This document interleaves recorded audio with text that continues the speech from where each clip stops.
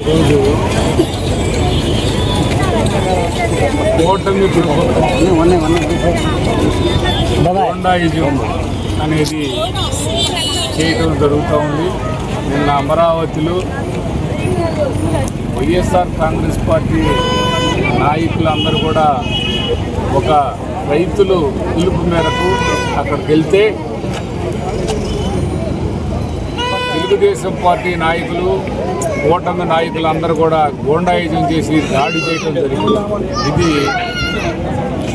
ఏ వైపుకి మీరు ఈ రాజకీయాలను తీసుకెళ్తున్నారనేది ప్రజలు అన్ని విధాల ఆలోచన చేస్తున్నటువంటి పరిస్థితి.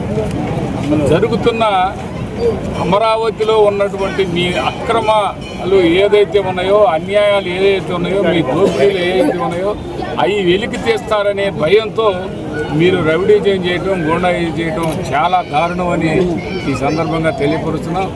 ఇక్కడ లోకేష్ గారు, అదేవిధంగా చంద్రబాబు నాయుడు గారు, పవన్ కళ్యాణ్ గారు వీళ్ళందరూ కూడా ఆలోచించాల్సిన అవసరం ఉంది.